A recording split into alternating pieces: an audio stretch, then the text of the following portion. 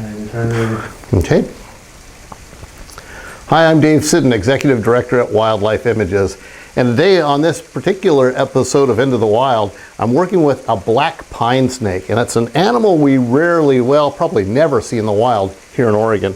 They're actually found in southeastern United States. And as the name would imply, the pine snake is often found in pine forests, hence the dark color. When, of course, they are ectotherms, they are relying upon the heat of their environment to raise their body temperature so they can start moving around and getting the jobs done. Well, in the pine forest, it's often shady and things like that, so they have to have this dark coloration. They can get out in the morning, bask in the sun and what little light there might be down there, warm themselves up, and become active and start the hunting process. Of course, like every other snake in the world, they are carnivores. There's no snakes anywhere in the world that feeds on vegetables or anything other than live prey.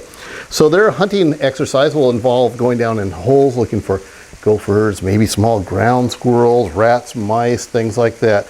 They are actually a melanistic or dark phase of our common gopher snake that we have here in Oregon.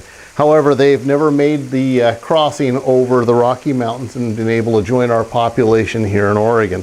The Rocky Mountains form a very natural barrier for a lot of wildlife species like opossums and animals that didn't usually occur east or west of the Rocky Mountains, but humans change that around. So there's a lot of animals now that occur on the west coast that never would have without the human intervention.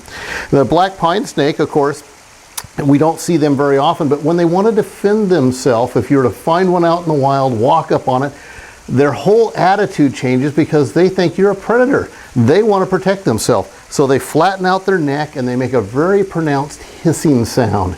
And of course, like all other snakes, he only has one lung that actually is very functional, but that lung almost goes the entire length of his body, very elongated, can hold a lot of air. So these guys, when they make a hiss, it's a very audible sound. And it's kind of unique because, of course, snakes can't hear. They probably don't hear that sound. They just feel the vibrations of that sound coming through their nasal passages or their throat. The black pine snake, like all other snakes, has a shiny appearance on the outside. People see that shine and think, oh, they're slimy. They're not. They're very dry to the touch, very, very smooth. It's sort of like touching the Teflon on your frying pan at home.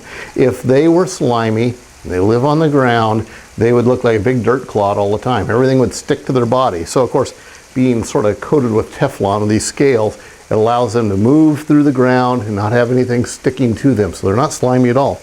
Now, when they are growing, unlike most animals like a mammal like we do, our skin grows along with us. The reptiles does not.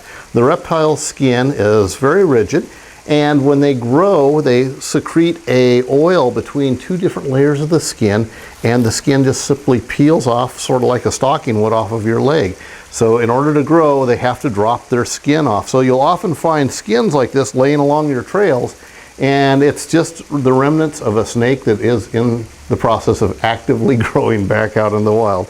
Snakes, like all other animals out there, are a very precious natural resource. We implore you, if you are out there, please be careful in the environment, be aware of these guys, and if you see them, realize that they're a very helpful thing to have out there. Protect them and their habitat for the future generations. And if you have questions about snakes, we ask you to look for some good textbooks. You can log on to a website for Wildlife Images or other organizations. We can give you some really good background. There's a lot of information on websites now about reptiles. And some of the reptile dealers or pet stores locally sometimes will have good information as well.